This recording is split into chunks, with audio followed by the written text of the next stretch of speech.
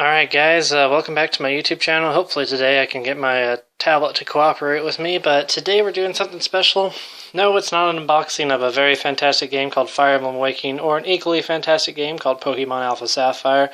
Instead, it's going to be a little bit more special, so let's get these guys out of the way and introduce them to the new Nintendo 3DS XL. That's right guys, just managed to get a hold of one this morning, so I'm pretty damn psyched for this video. Excuse my language. This DS model is an updated model to the last generation 3DS XL. It does add a C-Stick for enhanced controls, so no longer do you have to buy the Circle Pad Pro to be able to play those in-depth, more console-like games.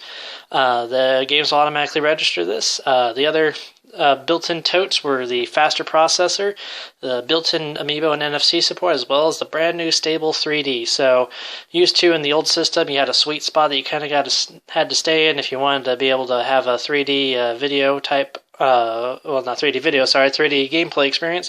And if you moved your head slightly to the left or right, you'd lose it.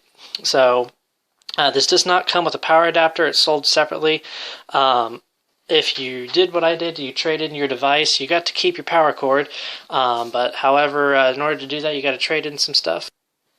Alright, sorry about that guys, I had an interruption, but as I was saying, if you want to retain this, GameStop is doing a special thing, where if you bring in your device, they'll take $10 off your trade-in value. They'll basically give you the price of, they'll take the $10 off the trade-in value of the price you can get a third-party charger in store. So, if you want to keep your charger like I did, that's what you gotta do. So, without further ado, let's get this puppy open.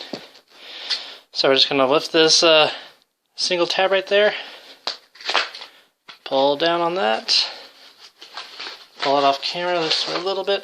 So, there's your empty box, nothing else in there. So, the first thing we'll see is this new Nintendo 3DS Quick Start Guide, I believe it is. Yep, Quick Start Guide. You do get brand new AR cards in this, so if you're familiar with the 3DS system, you'll know what these do. If not, they're basically little 3D images that you can have a little fun with. So I recommend giving it a look if you're curious about that, but we'll put this aside for now. And we'll get to the meat of the subject. So, comes in that typical Nintendo fashion, so let's look at her. Oh, there she is. Super, super gorgeous, if I dare say so myself. This is the only color my local GameStop had. They ship it in black, and then they have a special edition Majora's Mask and a Monster Hunter 4 Ultimate one. Fortunately, none of my GameStops had that, so I kind of just went with this. So let's take a look at the device, shall we? We'll start from this side first.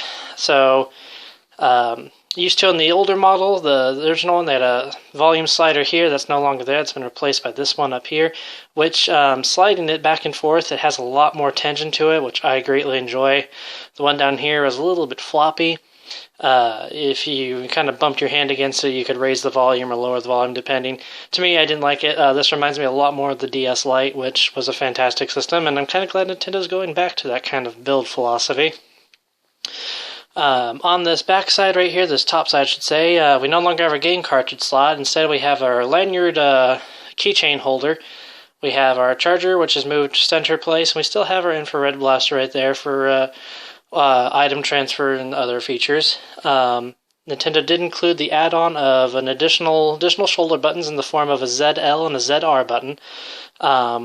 The buttons are a little bit less mushy than they were on the previous model. They're a little bit more clicky and a little bit more tactile, I should say.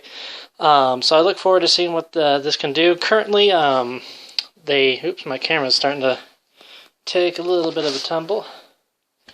Currently, they don't have any feature sets tied in with these extra buttons yet, but some games, when they have with the new hardware system that will support this, it'll be interesting to see what they can do. So continuing on the side here. On our right side, we no longer have that physical Wi-Fi switch. Instead, it's been moved inside internally as a system switch, so you still have to toggle that on and off accordingly.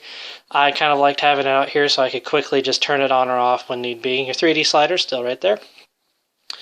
Take a look at the front. We have our power button now is right here, followed by our stylus, our headphone jack, and our game cartridge slot. The only thing I don't like about this is it's probably going to be a little bit more possible to kind of accidentally nudge this while you're playing Animal Crossing, and then you gotta face your fears of Rossetti. So that's the only thing I can see possibly happening. I'm pretty sure. I could be wrong. I haven't played with it yet, so we'll figure that out soon. Let's get this device open. So it just had a little protective thingy right there. And there's our system. Let me see if I can adjust my camera accordingly. Alright, a little bit better. So there's our system. Standard 3DS layout. You still got your circle pad over there. It still just is tactile, I want to say. A little bit, you know, squishy, movable. Still good. Your D-pad feels a little bit more stiff, but same amount of quality there. If we look at our home row down here, it's no longer has start and select here. Start and select have been moved right here as per the original DS Lite model. So they still have that nice tactile feature to them. The home button now actually feels like a normal button. It clicks, it feels really good. Personally, I didn't like the whole row down here. After a little bit of use, my device was kind of squeaking down here where the backside met the top inner side, and it kind of felt a little weird and made a horrible squeaking sound every time I hit there, and so kind of happy they did away with this. So we keep looking. Our buttons are the same, just they have a special SNES coloring there, so a little nod off to their Famicom system. So the buttons here, they're a little bit different. If I remember correctly, the 3DS buttons were a lot more clickier. Here, they still got a little click to them, but they're not as mushy. They're kind of treading that fine line, and I think that feels rather nice. Now, the C-Stick, it's not like the circle pad where it wiggles and wobbles all over the place. It's really stiff. It's kind of like that trackpad in the older IMB laptops, and I believe a few Lenovo ThinkPads. So basically what it does, it just senses your movement, so you can just move left, right, up, down, sideways, and it will toggle out. I'll have to pull up my Monster Hunter demo and see how that actually works. So, but yeah, I'm really looking forward to doing this. Your notification light, instead of being a long sliver, is now just a tiny little square.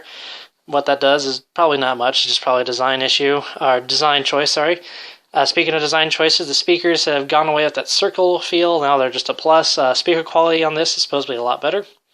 Again, you have your 3D slider. Both the volume and the 3D slider both click into place when you hit the very bottom, so kind of a nice little feature there.